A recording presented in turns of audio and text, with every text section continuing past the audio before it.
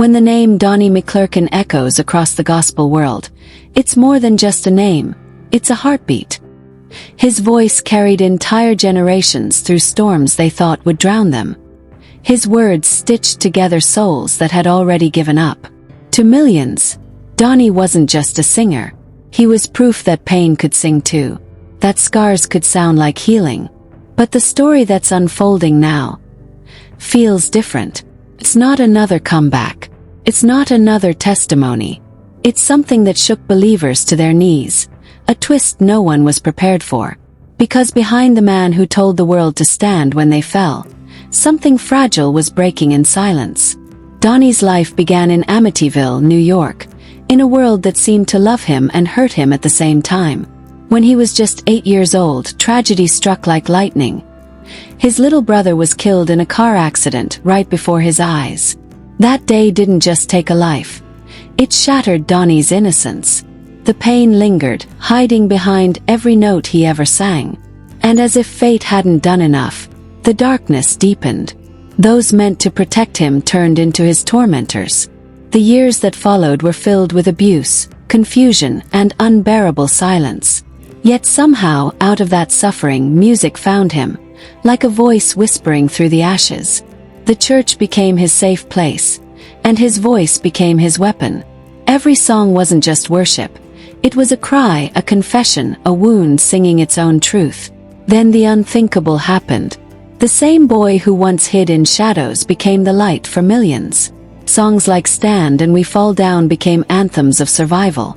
In prisons, hospitals, churches, his voice was there, reminding the world that broken people could still create miracles. But behind that powerful smile, behind the thunder of applause, Donnie McClurkin was still fighting something unseen. The fame healed the world, but it didn't heal him. Nights were quiet. Rooms were empty. The loneliness that fame couldn't touch sat next to him like an old friend. He often admitted that trust never came easy. Not after everything. And sometimes when the stage lights dimmed and the crowd's roar faded into silence, he would sit alone and wonder, what would his life have been if pain hadn't followed him home? Still, Donnie never pretended to be invincible. He told the truth, even when it hurt. He confessed that sometimes faith feels heavy, that even the strongest believers can break. But then, destiny took a sharp turn. His family stepped forward with a truth that froze the gospel community in shock. Donnie was fighting a serious health battle. Not just something minor, not something the tabloids could twist, but something that was quietly stealing his strength. And his voice. The very gift that had carried him through everything was now slipping away. They didn't reveal the full details, but what they did say was enough to make millions fall silent. For a man whose songs had kept others alive, it felt cruel that now he was the one in need of prayer. Yet even then, Donnie refused pity. He smiled through pain, stood through weakness, and sang through suffering. Because that's who he was. A man who believed that no matter how dark the storm, the music must go on.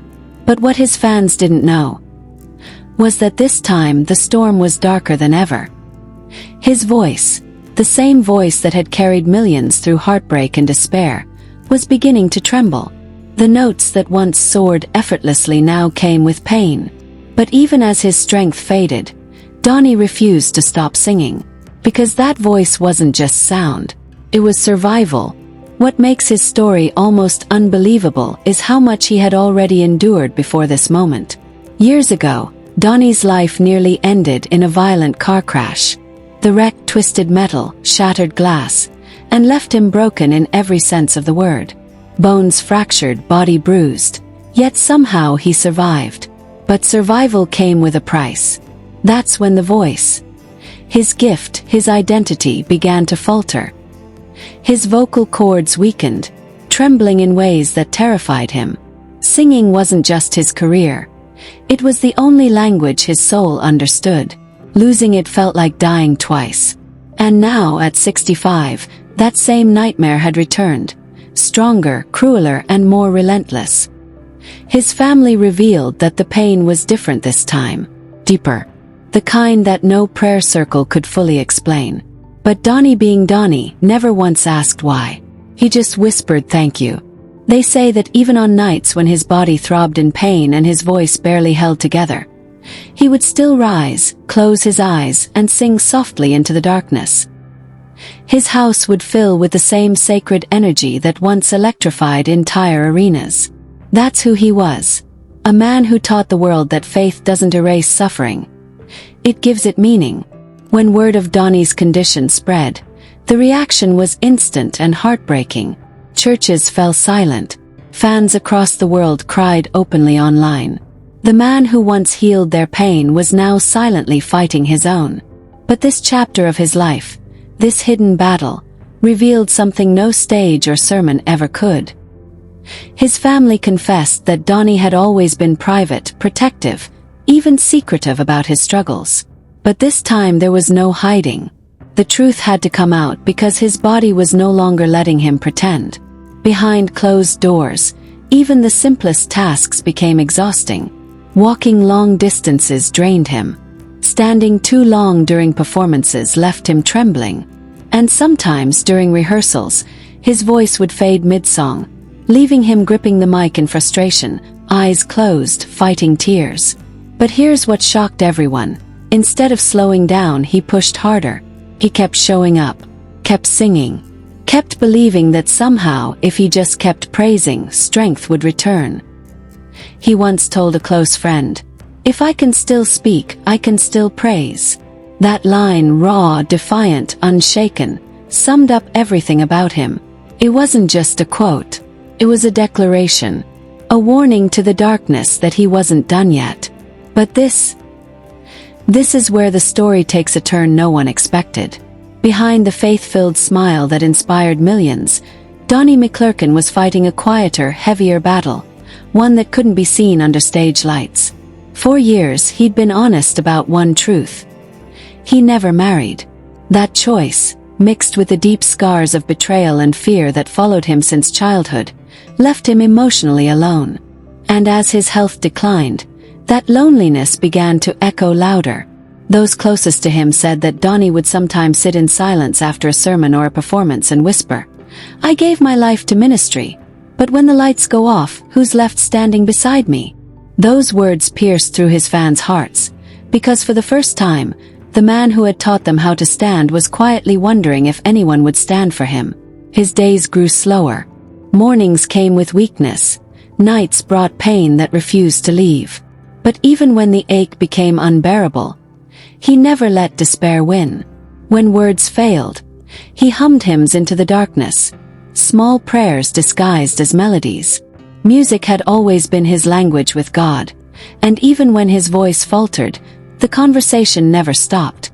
Unlike so many public figures who hide behind filters and facades, Donnie let the world see the truth, that faith and suffering can exist in the same breath, that sometimes believing doesn't mean smiling, it means surviving. And the world responded. When news of his declining health broke, social media turned into a sea of prayers and memories. Fans posted old videos of his live performances, the ones where his voice would shake church walls and hearts at the same time. People shared how his songs helped them survive divorce, death, addiction, and loss. Churches across the country began holding special prayer nights in his name. Pastors called for moments of silence. Congregations wept. For the first time in years, Donnie wasn't just the one leading people in worship. He was the one being lifted by it. But destiny once again wasn't done testing him. His doctors urged him to rest. His body demanded silence. He was forced to cancel a string of performances and ministry events, something that tore him apart. To Donnie, the stage wasn't fame, it was purpose. Losing it felt like being exiled from the very thing that gave him life. His family said those days were the hardest. He would sit at home, reading messages from fans, whispering, "They still need me. I still have songs to sing." But his body simply couldn't keep up. Every attempt to push through left him weaker, reminding him that no matter how strong faith is, the flesh has its limits. Yet even in the silence, he found new ways to connect, with God, with music, and with those who loved him. He began spending quiet evenings with family, writing songs not for charts or churches, but for healing. His sister revealed that some of those unreleased songs were so raw and emotional that they left the room in tears. She said softly, "It felt like Donnie was preparing to leave the world with his truest testimony, one last time." Then came the moment that stopped the internet. A short, shaky video appeared online. Donnie sitting in a chair at home, eyes closed, his hands resting on his knees. His voice was faint, trembling, but filled with something sacred. He sang a few lines of an old hymn. The caption read, "Even in weakness, God is still strong." The clip went viral overnight. Millions watched. Thousands commented, promising prayers and gratitude. It wasn't his best performance. It was his most human. That moment reminded the world that Donnie's legacy was never about perfection. It was about faith that breathes even when the body is breaking. Because even as sickness crept closer, his heart was still focused on others. And that is what made what happened next even more devastating. As Donnie's body weakened, his words grew stronger. He told his family not to cry for him, not to pity him. "If this is my final test," he whispered, "then let me pass it with praise, not fear." That one line spread like wildfire, across pulpits, timelines, and hearts. Because it wasn't just a statement, it was a lesson. Faith doesn't end when life gets hard. That's when it begins. But as the months passed, the test deepened. His health began slipping faster than anyone expected. Some mornings he couldn't make it to church. Some afternoons, he could barely speak above a whisper. Still he joined every prayer. Even when all he could do was close his eyes and mouth the words, he refused to let silence win. This season of his life revealed the man behind the voice. Not the performer, but the believer. Even as his body faded, his faith caught fire.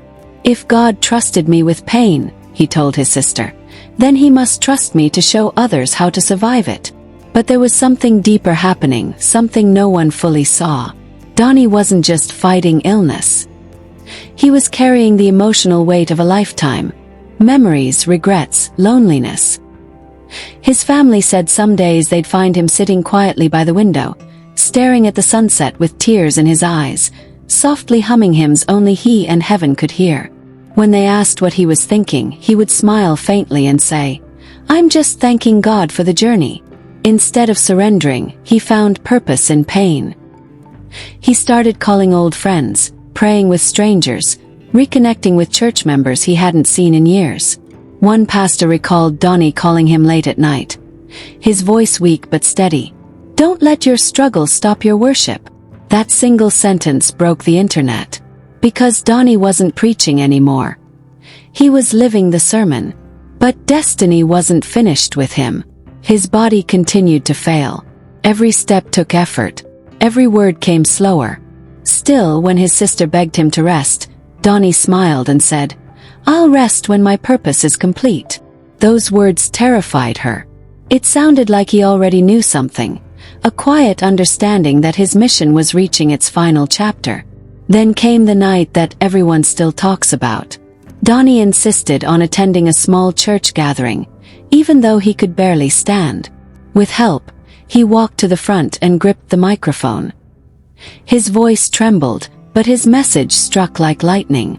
"I've learned that miracles aren't always healing," he said softly.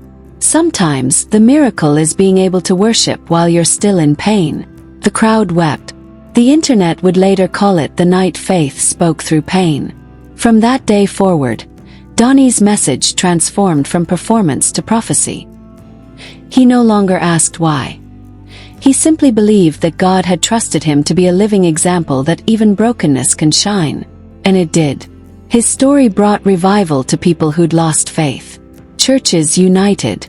Strangers prayed together. "We fall down but we get up" became more than a lyric. It became a movement. Yet, even as the world prayed for his healing, Donnie began speaking more about peace than recovery. "Maybe the healing isn't for the body," he said quietly. "Maybe it's for the heart." It was as if he'd already made peace with what was coming next. In his final months, Donnie's world became slower but fuller. He laughed with family.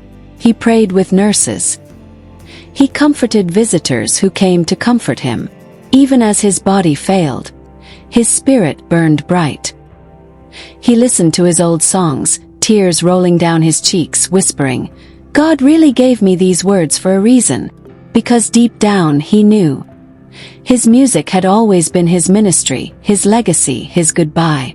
On a quiet evening, surrounded by those he loved, Donnie gathered enough strength for one last prayer. He thanked God for every trial, every song, every person who ever believed. He said, "Life isn't about how long you live. It's about how many hearts you touch." And as the final amen echoed through the room, peace filled the air. Not the peace of silence, but the peace of a man who had finished his race. The world didn't just mourn him. It reflected. Because Donnie McClurkin's story proved one eternal truth. Faith isn't measured by how loud you sing, but by how strong you believe when the music stops. His pain became his ministry. His weakness became his message. And his legacy is still lifting broken hearts today. Because Donnie's story wasn't about fame. It was about faith that refused to die.